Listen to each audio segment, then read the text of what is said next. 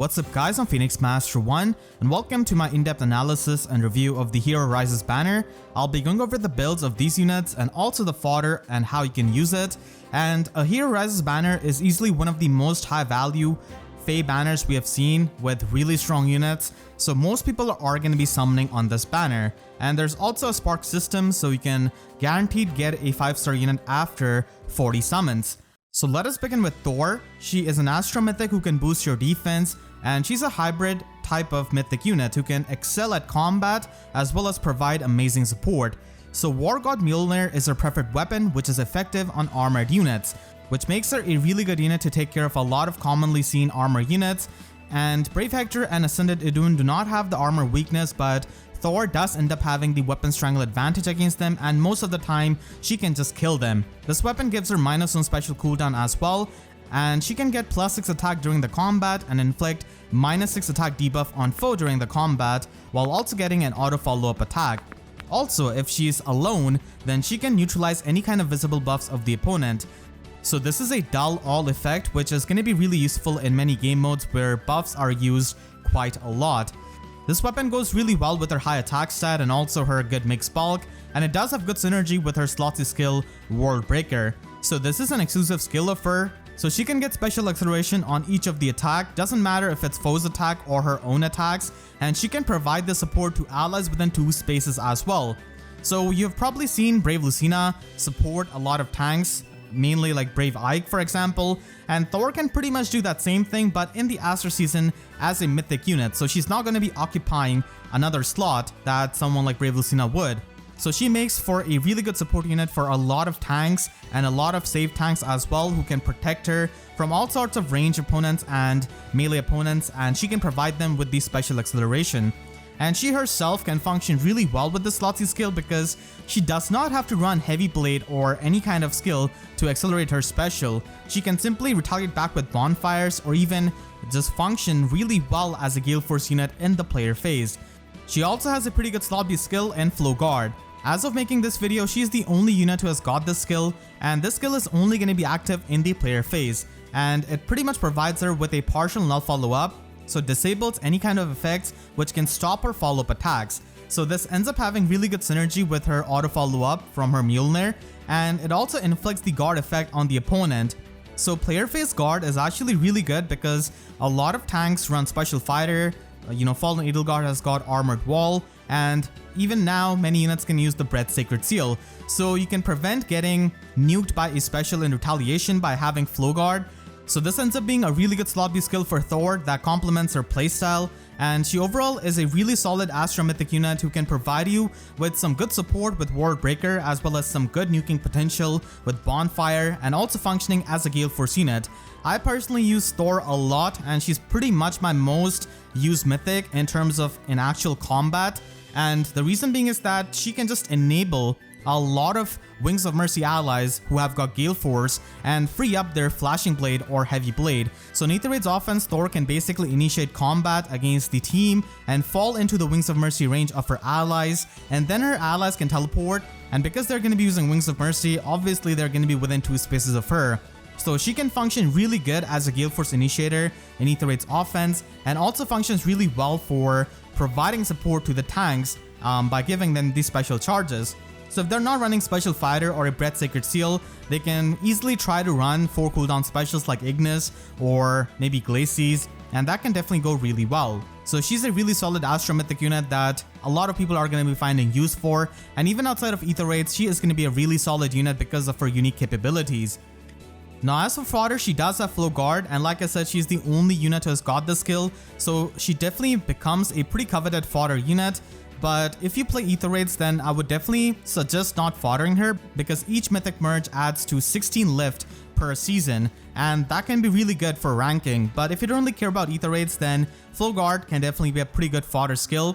Unfortunately, it's only inheritable by Sword, Lance, Axe, Cavaliers, and Flyers, so there are not a lot of units who can make use of this, and generally it is going to be competing with a Trace skill on those units. But there are going to be many situations where Flow Guard can help you because it provides you that partial null follow up, and it also provides you the guard effect, so you don't really get blown up by something like a Bonfire or Fallen Edelgard. Speaking of Fallen Edelgard, Petrine ends up being one of the better users of Flow Guard because it allows her to initiate on Fallen Edelgard with her beast effective weapon, which is not really all that possible without Flow Guard.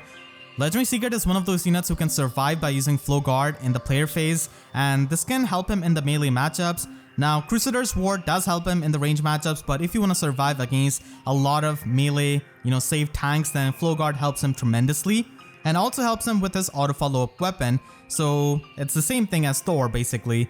Hel is also a pretty common used unit in the dark defense. Obviously she's not as good as Note, but still, if you have a high merged Hel and you use her a lot, then you can give her sturdy impact and have Flow Guard. This pretty much adds up to becoming null follow-up, and Hel can be an obnoxious unit for a lot of opponents to face because the sturdy impact is going to be denying their auto follow-up attacks because Hel is pretty fast, and Flow Guard just stops their specials. So Hel can survive because of the miracle effect and also mystic boost, and be a really obnoxious unit for a lot of near safe tanks, and naturally enable a lot of Wings of Mercy shenanigans because she's going to be surviving even against a lot of horrible matchups with this kind of build. We also have units like Guntra who can have high damage output with their weapon, but that's not necessarily enough a lot of times to one-shot units. So Flow Guard comes in there to make sure that you can follow up attack, and she's also not the bulkiest unit, so she does appreciate having that guard effect.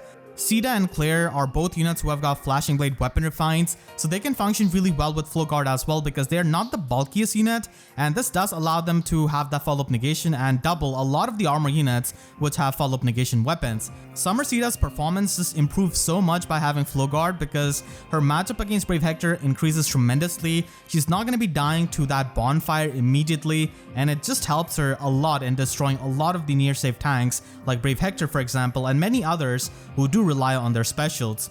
We also have pair of player phase units like Jill and Tsubasa who have the dive bomb effect built into their weapon of a sort, and they need to have Flow Guard and its partial null follow up so that they can double attack a lot of the follow up negation units. On a high investment Regan, Flow Guard can also work because keep in mind that she does have that damage reduction in her weapon, and when you have the guard effect in the player phase, that definitely makes her even more tanky, so something like this could be used in summoner duels. We also have Sumiya who already has Wings of Mercy and Kanto built into her Refine, so her slot B is not really going to be having that opportunity cost of not being able to run a Trace skill, so she can run this. AHR benefits from Flow Guard in the same way like Hel does in Aether Raid's defense, where they can, not try and get blown up by a lot of the near safe tanks and their specials. And then Piercing Tribute is an interesting weapon that we have seen on Valentine Owain, which has the other half of null follow up. So when you combine this with Flow Guard, you basically have a bootleg null follow up on your Lance Flyer or your Lance Cavalier. So this pretty much gives you a better mix phase in a sense because Piercing Tribute is going to be stopping the auto follow-up attacks, and Flow Guard helps you bypass the follow-up negation. Of course, Flow Guard only works in the player phase, but still it's a pretty interesting combo that you can do on your Lance unit that does not have a preferred weapon. You can run a budget build by just having reposition and attack defense solo and you should be fine. Now I know that push skill is going to be pretty annoying for a lot of people because her weapon actually has an HP threshold, and the constant chip damage is something that a lot of people do not really appreciate. So that is fair enough, and you can definitely try and run some other slot A skills like Sturdy Impact or Attack Defense Catch. Her weapon does make Galeforce into a 4-turn special, and she can easily get the special charges out of her slot C skill. So she ends up becoming a really solid Galeforce unit, and Dive Bomb is also something that you could run on her slot B, but I'm not the biggest fan of it because a lot of times Thorr is going to be bulky enough to take the counter attacks. So Sturdy Impact and Attack Defense Catch are definitely the other two options that you can run. Attack Defense Catch is going to be a mixed phase option, so it could be run with Bonfire. Sturdy Impact is just there for the player phase, so with something like a Galeforce build, it can definitely work out. We can also use Sturdy Surge on her with Bonfire, and Thorr is easily one of the better users of Sturdy Surge because of being this kind of slow auto follow-up unit. You can definitely run higher cooldown specials to get more out of Sturdy Surge and its healing, but Bonfire with Ward Breaker is still going to be triggering against a lot of the tanks which have the guard effect, and Thorr is able to double them, so Bonfire can definitely work in that regard as well. So it's something that I prefer on her instead of having some higher cooldown special. And she can also be used in Aether Raid's offense with save tanks, like I said, so she can provide them with a Ward Breaker support, but if you want to really optimize this build, then you can even run Love Candelabra as her weapon and pretty much give her Fortress Defense Res in Slot A and Sacred Seal so that she can soak the Dark Shrine debuffs. she's going to be sacrificing all of her combat potential with this kind of build, but it's a full support build. But if you just want to meet in middle, then this kind of build with War God Mjölnir and a Link skill and Distant Guard is going to be enough. And I definitely use her with the same build as well. You can also use her as a Wings of Mercy Galeforce unit. So in this role, she's actually jumping in with Wings of Mercy. So you always want to have Thorr jump in, probably just after your initiator falls into the Wings of Mercy range, because after Thorr jumps in, your other units can be free of their Heavy Blade and Flashing Blade. So I've used her in this role as well, and she definitely functions really well with this. And her damage output is going to be pretty fantastic. It's just that she's not going to be able to bypass the follow-up negation units because we're not running Flow Guard here. If you want to fully utilize the capability of Thorr in a Galeforce team, then the best way of using her is as an initiator herself, because this pretty much makes Galeforce a really consistent strategy in Azura, because you are completely relieved of meeting the Heavy Blade checks, meeting the Flashing Blade checks, and you can easily use Ward Breaker by jumping in with your Wings of Mercy allies, and this can only be possible if she is the initiator and is the one to fall into the Wings of Mercy range. So there are two builds here which you can use for that, and the first one is a more cheap one, so you can use Double Fury, and in 2 combats you're going to be taking 24 damage, which is going to be making you enter the Wings of Mercy range. So you can pretty much use a Dancer to do this, or you can even pre-charge her Galeforce to 2 cooldown by using Veluria. So that's an option, and in the bonus season you will have to use Fury 4 because she's going to be having a lot more HP. So something like this could definitely be done. Now unfortunately it does have anti-synergy with her preferred weapon, which has the HP threshold, so you're only going to be able to get like 3 combats out of this build. Still, it's an option to set up Galeforce by taking that damage from Fury and just enabling your Wings of Mercy allies. Now the second build might seem a bit weird, it might seem wacky, like what's happening here, Desperation, Brazen, but trust me on this, I've used this build for 90% of my Azura matches, and I've stayed in Vault of Heaven for months by using this build and my Galeforce team. So let me explain how this build works. So you need Winter Bernadetta for this build because she's got her preferred weapon Reist, which pretty much damages your allies for 1 damage, and that enables the usage of Ardent Sacrifice. So you Ardent Sacrifice twice with Thorr and you're already in the Wings of Mercy range at half HP without even being in combat, unlike the Fury build. So right from the start, you're going to be able to teleport with your allies, and the reason why I have got Brazen attack speed both in Slot A and in Sacred Seal is because we are lacking Flow Guard in this build. So she does not really have the way of getting past the follow-up negation units, but keep in mind that once you stack enough speed, you can actually auto follow up a lot of the units who have follow-up negation effects, and you can do this by outspeeding them by 5 points. So by giving her speed buff and with double Brazen skills here, she can basically reach 40 speed, which is going to be enough to double a lot of the relevant threats which have follow-up negation weapons. So even without Flow Guard, she's able to double them by using her auto follow-up and by simply outspeeding them. And Desperation is useful here because our Thorr is going to be at low HP. She's going to be at 50% HP, and she does not appreciate taking any more damage. Otherwise, she's going to be outside of her War God Mjölnir, and then she's not going to get her auto follow-up. So that's why Desperation is pretty much going to be helping us attack twice consecutively, and that helps you trigger Galeforce. You can even see this build in action, and anyone who follows me on Twitter knows that I use this build like almost always ever since I got Winter Bernadetta. So this is an extremely consistent way of using Galeforce in Azura season if you have Winter Bernadetta, and this is just way better than using the Fury build, because the problem with Fury build is that you need to follow up with a Dancer or waste a slot by using Veluria. But with this build you have so much more flexibility by just using Winter Bernadetta and being in the Wings of Mercy range right from the start itself. So this is my most used Thorr build ever, and I can definitely attest by this. It does work out even though it seems weird on the surface level. And finally, if you do end up with a plus 10 Thorr, then she can also be utilized in Arena, and she does score 180 BST, so it's actually not that bad. And Thorr is a very powerful unit in Arena because she has the dull all effect from her Mjölnir, if you remember. So in Arena, a lot of people are going to be using rally skills, and she does not care about that. She can also provide you with the War Breaker support, which is amazing. And I feel like in Arena, the mobility really matters a lot. So that's why a Neotrace skill can help you in both phases and also helps you with the mobility, which is super important in Arena. And by having Ruptured Sky as a one-turn special, even against opponents who have the guard effect, she's going to be able to retaliate back with Ruptured Sky and most of the time just kill them. And you can afford to run Iod Shield Sacred Seal because War Breaker is a 300 SP slotsy skill, so you don't actually lose scoring by running Iod Shield here.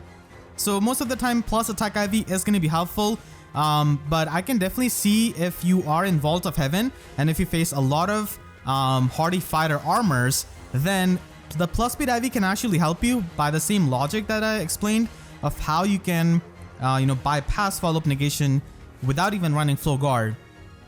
So that can help you, but that's a very specific use. So plus attack should be fine for the most cases. Legendary Male Byleth is easily one of the best green mages in the entire game, and he's a really strong nuke who can also cut through the damage reduction. So he has got Professorial Text as his preferred weapon, which gives him -1 special cooldown. So Sublime Heaven is a one-turn special, which then gets pre-charged by Time Pulse, and he can get +5 to all of his stats, and he also gets Null Follow-Up if he's faster than the opponent. And he can also give this Null Follow-Up to his allies, which is incredibly useful because cavalry units and flying units and armor units do not have access to Null Follow-Up. So if they're faster than the opponent, they can make productive use out of Legendary Male Byleth and his Null Follow-Up and just, bypass a lot of the auto follow-up and follow-up negation effects. So Byleth is also similarly to Thorr, where he is extremely good in combat but also provides that amazing support. So units like these who can provide you support while also being good in combat are going to be aging up to be better than just the pure combat units, and we have seen that time and time again. So he has got Sublime Heaven as his preferred special, and this is pretty much as strong as Draconic Aura, but he can pre-charge this. So it boosts damage by 25% of his attack, and if he's against Dragon or a Beast opponent, this straight up becomes Dragon Fang, and that's extremely powerful. And it also has the Deadeye effect where it can pierce through the damage reduction skills, which are not special skills. So we have seen this effect on Deadeye and Lethality, for example. So this is going to be bypassing Spurn, Vital Astra, Close Call, stuff like that, and also Flame. It's not going to be bypassing Ice Mirror, negating Fang, Aegis, all of those specials which give you the damage reduction. So that is one of the things which Legendary Male Byleth struggles with now. The hardy fighter armor units can basically pre-charge stuff like Ice Mirror with Ascended Fiorm, or charge up Aegis with Brave Hector with a hardy fighter build, but as long as he's not facing a hardy fighter armor unit, he's going to be nuking extremely hard with the Sublime Heaven with Time Pulse and his good attack stat. He also has Super Boon in both his attack and speed, and Super Pain in all of the other stats, which is a bit unfortunate. But yeah, attack and speed are the main stats, and I feel like attack is a lot more important, and it should be the IV that he should go for most of the time because he can just one-shot units by Sublime Heaven and being really strong with that special.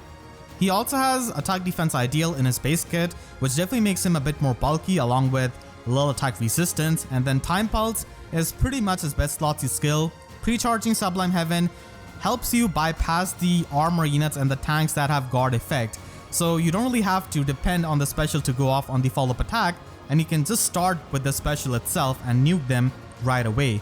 As for using him as a fodder, you can only inherit one of these skills at the same time because we do not have a lower rarity unit with Attack Defense Ideal 3. So unfortunately, you are probably going to be just getting Time Pulse or Little Attack Resistance, which is not really all that worth it because those skills are also available in other units and also in Divine Codes.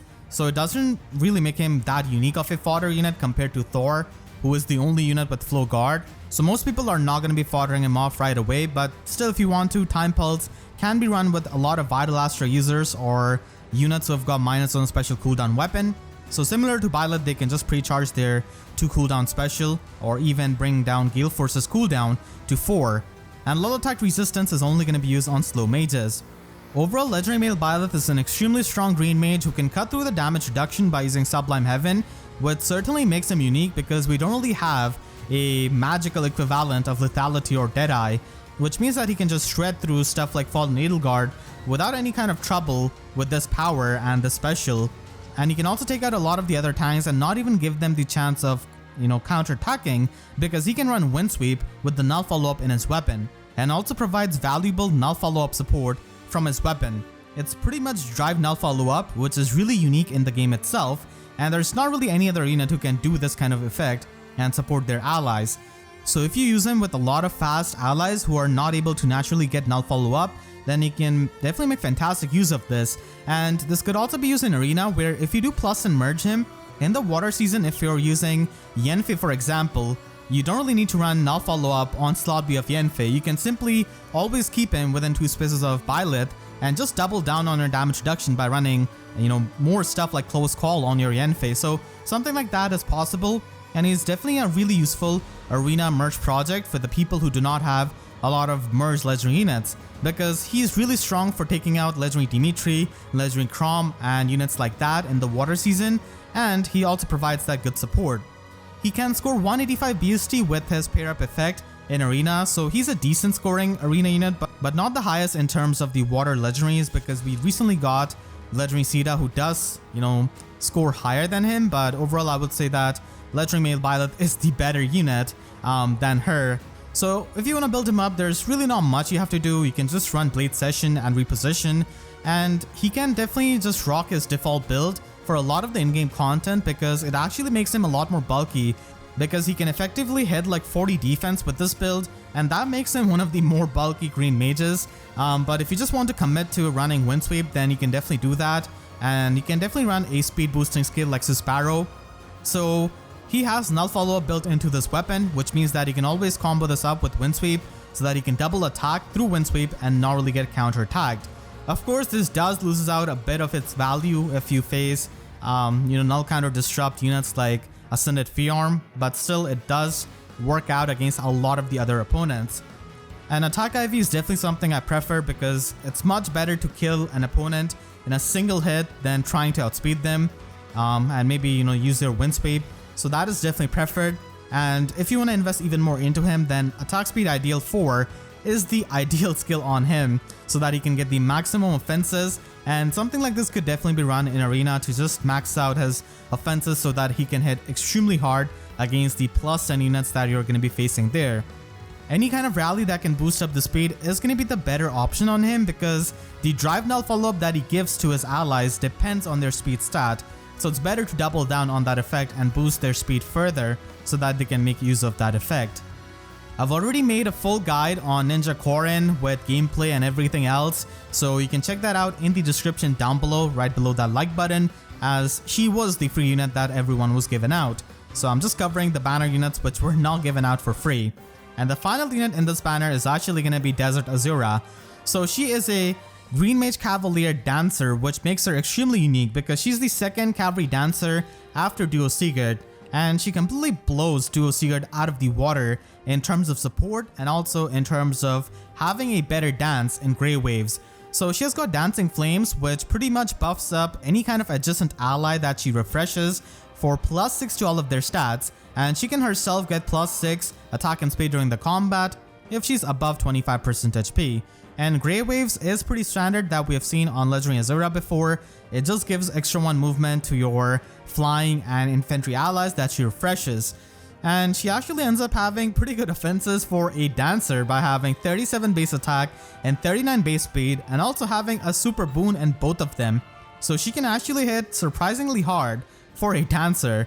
She ends up having crossbow resistance, which is, definitely a nice skill that you can support with from long range, but I really wish that she had crossbow attack. That is definitely a lot more preferred on her. So with Desert Azura, you can definitely make use of her really solid harmonized skill, especially with the Hero Rises winner of this year, Ninja Corrin.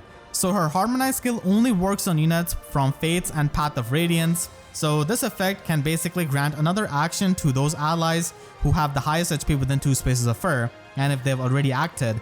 So she can definitely make use of this with Ninja Corrin, and combining Ninja Corrin's duo skill and harmonized skill of Desert Azura, you can see how many actions you can actually take with these 2 units, and it's just really strong for offensive strategies. And if not for using her with Ninja Corrin, then there are also other offensive units like Pirate Hinoka and also Pirate Veronica that she's a really good teammate with, because you guessed it, you can just refresh them by using her Harmonized skill. So Desert Azura ends up becoming a really solid support unit with amazing mobility of a Cavalier, good support from her assist and her weapon, and also a really good Harmonized skill in this moment particularly where you can easily get Ninja Corrin. As for using her as a fodder, she does provide you with Fury 4 and the Fodder skill at the same time, which could definitely be run on some other cavalry and flying units who really love this Fodder skill, as it is going to be a pretty nice option for a lot of range flyers and cavaliers because they do not have a lot of options, especially the flyers. They don't even have the lull skills, so she can be used for that fodder because adding merges onto your dancer a lot of the times is not going to be doing that much unless you plan on, plus 10 merging her all the way. So for her builds, you can run Moonbow and Drive Attack on a budget, but if you want to optimize her for Aether Raid's defense, then you can definitely try and run Wings of Mercy, which is going to be helpful there, and also Distant Guard if you're going to be using some kind of far save armor unit on your defense team. She can also be used with Double Drive Attack in the Astra season when you're going to be in the control, and this could be paired up with Ninja Corrin as I said. In Aether Raid's defense, she's a bit better on the Anima season because she does not have to face Milla who will isolate her. So in the Dark season, she's almost always going to be getting isolated if they're not going to be isolating Triandra or your second dancer. So you pretty much can just depend on her attack stat to chunk some units. And trust me, she can chunk Brave Hector and tanks like that with that attack stat that has a super boon. And especially if you double down on that with attack speed push 4 and lull speed resistance. So when she's going to be isolated, she can basically function as a strong cavalry threat with that attack stat. We have already seen this with Triandra in the Dark season, where even if she's isolated, she still hits hard. So that is the same concept here, as it is going to be happening in the Dark season. And she can also be used as a fantastic dancer in Summoner Duels, in Ranked or in Summoner Duels S, any game mode really of Summoner Duels. And the reason being is that she's unique as a dancer. She's not another flying dancer. She's a cavalry dancer, so she has that high mobility. And also because of being a cavalry unit, she has got access to even Pulse Tie, which flying dancers do not have access to.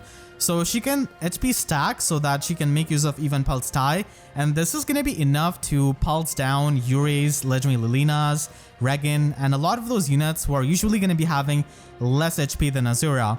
Of course, you can, just bring it further by running Summoner Support and stuff like that, but even just this basic setup with double HP plus 5, if you end up getting plus HP Azura, is going to be helping you in Summoner Duels to, just reset the special of a Lethality Yuri, which is going to be helpful in so many matchups. It can literally win you the matches, and it can also just disrupt the opponent's plays. But of course, even Pulse Tie has got a bit weak ever since we got Duochrome, because they can just charge up their special dynamically by using Duochrome and instead of doing it at the start of a map. So that's something that you can consider. It's definitely a cool usage of her for doubling down on the support. And finally, if you do plus and merge her, then she can be a really solid dancer that you could use with the dual skill. She is going to be requiring the dual skill here, and she scores more than Duo Sigurd actually, despite Duo Sigurd being a duo unit, and the reason being is that she has got a high scoring dance assist. So something like this could definitely be run, and Trey's skill is fantastic on a dancer so that you can retreat. And at higher investments, crossbar attack is definitely a premium slotty skill that you could give her that she can support from a long distance. So overall, this ends up being a really strong all green banner with very good units and very good odds. So I hope you all do have fun summoning, and make sure to share this video with your friends if they pulled some of these units and they want to build them up, or if they want to fodder them off. This video will definitely help them. And if you enjoyed this video, then make sure to leave a like and a comment, helps me tremendously. And if you really enjoyed, you could always support me directly by using super thanks or by becoming a YouTube member. And for more Fire Analysis videos, make sure to subscribe and hit the notification bell, because YouTube sub boxes are about as functional as summoners if they do not see a green stone on this banner. So with that said, I'll see you guys next time. Thank you so much for watching and have a great day.